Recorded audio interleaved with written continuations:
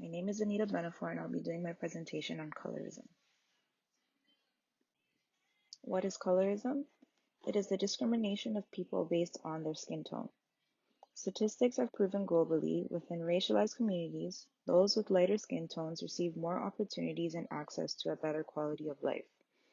What does this mean? Higher education, employment and marriage rates, just to name a few, than their darker skinned counterparts with traditionally African features. So think of kinky afro hair, wider noses, and fuller lips. Colorism not only occurs in different racial or ethnic groups, but it can happen within them as well. East and South Asians deal with colorism. Colorism differs from racism in that racism is based on beliefs about racial inferiority as a group.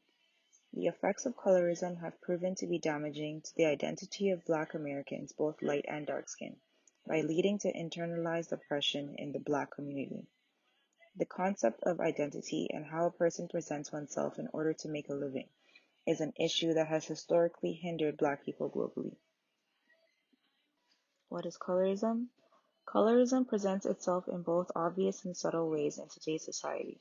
In the media, Black musicians and actors with darker skin attest to being disadvantaged in terms of gaining credibility and recognition in comparison to their lighter skinned counterparts.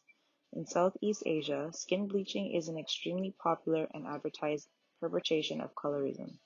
Whitening soaps and bleaching products are part of a multi-billion-dollar business.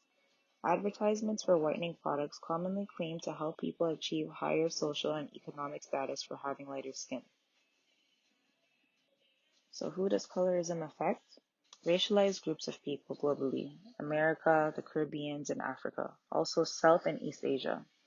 As a result, skin bleaching is a multi-billion-dollar industry as it preys on the vulnerability of racialized people who understand the closer they identify to whiteness, the more opportunities they have access to. Origins of colorism. Colorism dates back to slavery in America, where lighter-skinned slaves received preferential treatment over their darker-skinned counterparts. Lighter-skinned or mixed-race slaves, as white colonizers raped and had illegitimate babies with enslaved women, were given special privileges such as doing domestic work indoors, whereas their darker-skinned peers worked in harsher conditions outdoors on the field. This order has since been perpetrated by systemic racism and internalized by Black people. The paper bag test. During the civil rights era, Black people further created a divide by the introduction of the paper brown test to determine skin likeness and access based on the shade of the paper bags. If one's skin was darker than the brown of the paper bag, they were deemed too dark, unattracted, and rejected opportunities. This test was even instituted in places such as a historically Black college and universities as informal part of the admin process. One-drop rule and passing.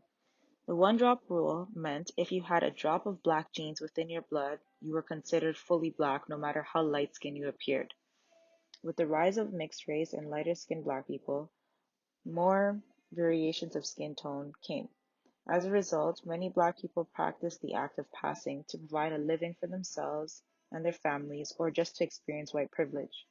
When passing, Black people with light skin tones would be considered white based on their physical appearance.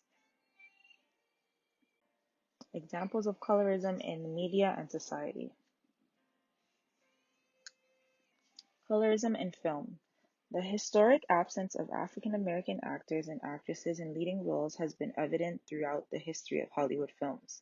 When African Americans were cast, lighter-skinned actors were preferred for more prominent roles.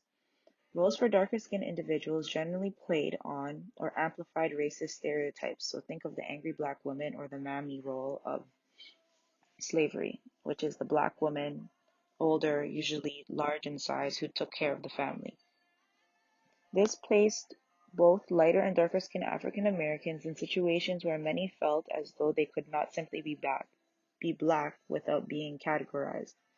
This identity crisis caused many lighter skinned African Americans to make attempts at passing for white in public settings in order to compete for more opportunities, which led to increased tensions in the Black community. So an example of this is Aunt Viv from Fresh Prince of Bel-Air.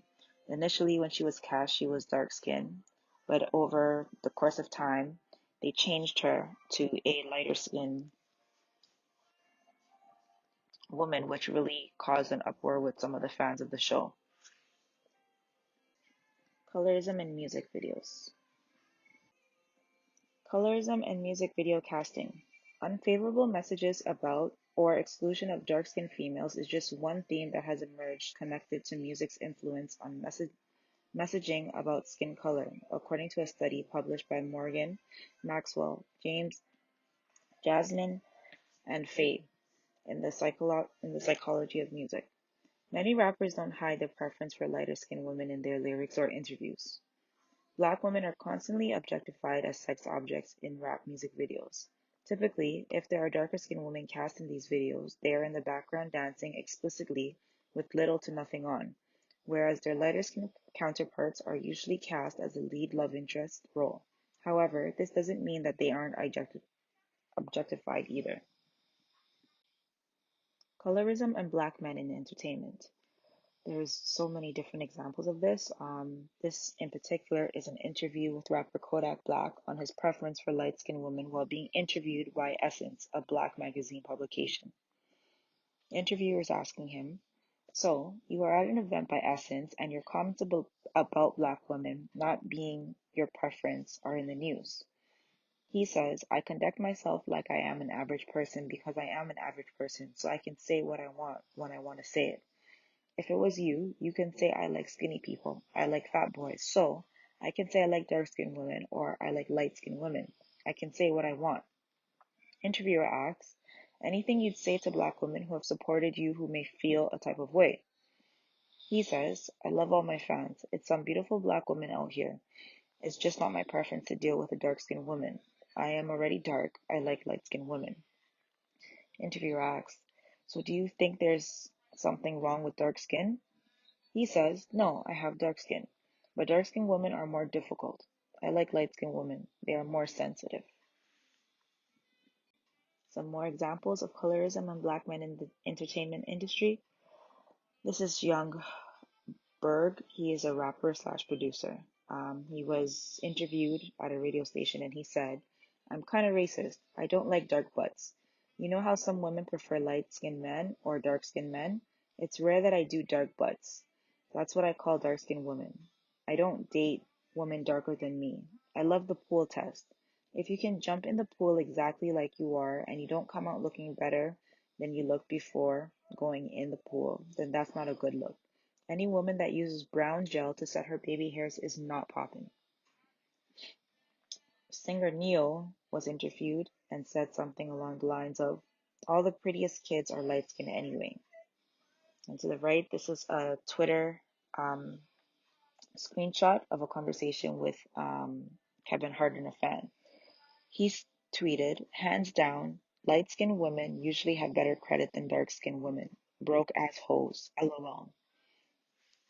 A fan then replied, "Then I think it's time you teach your daughter about good credit." Some of the effects of colorism on the society. Skin bleaching. Asia has the biggest market for skin bleaching products in the world, while Africa is second. In certain parts of South Asia, skin bleaching is referred to as the Snow White effect. India's lightening cream Fair and Lovely, now called Glow and Lovely, boasts 38 million users worldwide. Some of these products include mercury and other toxins which can cause skin cancer and other serious skin issues like acne and kidney problems, yet people are still using them. Another effect of colorism is light skin privilege. This is the disadvantage to dark skinned people.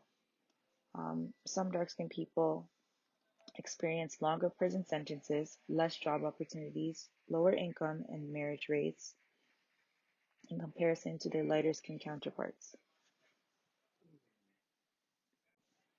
Here are some stats on light skin privilege. Prison rates. Women with light skin served 11% less time in prison than their darker skinned women. Dark skinned defendants are more likely to be convicted and receive the death penalty than their light skinned ones. Income and poverty rates. A light-skinned black male with a bachelor's degree and typical work experience was preferred over a dark-skinned male with an MBA and past managerial positions. Those with the lightest skin earned on average 8 to 15 times more than similarly qualified immigrants of darker hues. Dark-skinned Brazilians make up 63% of the poorest sectors of Brazil. Marriage rates. Black women in general marry less than other races, but dark-skinned women marry men of lower social status than light-skinned black women. Data conducted concluded that 55% of light-skinned women were married, while only 23% of dark-skinned women had jumped the broom. A new issue or an effect of colorism is blackfishing. Coined by Canadian journalist Juana Thompson, blackfishing is when white women try to emulate the appearance of black or mixed-race women. They might do this by adopting an extreme fake tan, lip fillers, curly hair, or even a BBL, which is a Brazilian butt surgery procedure. But being a blackfish is more about than just appearance. It denotes a form of cultural appropriation, especially where there is a chance of making financial gain. The way you speak and the music you make can all add up to the impression that a white woman is trying to play at being black. Black women are constantly bombarded with the promotion of European beauty standards in the media, so when our likeness is then embraced on women who have the privilege to fit traditional standards yet freely co-opt blackness to their liking, it reaffirms the belief that people desire blackness, just not on black women. The problem here is that these women have the luxury of selecting which aspects they want to emulate without fully dealing with the consequences of blackness. Blackfishing continued. Leonie Mills, a 26-year-old academic based between London and Accra, believes it's more insidious than what has become before, as these women are taking more from a wider range of trending looks. It's an amalgamation of different ethnicities and cultures. Black popular culture comes through in the music, but the aesthetic is racially ambiguous. These women don't want to look black, they want to look exotic and on trend. A Mediterranean skin color, with Middle Eastern and Asian eyes and glass skin. A European nose with fuller lips, typically found in black people.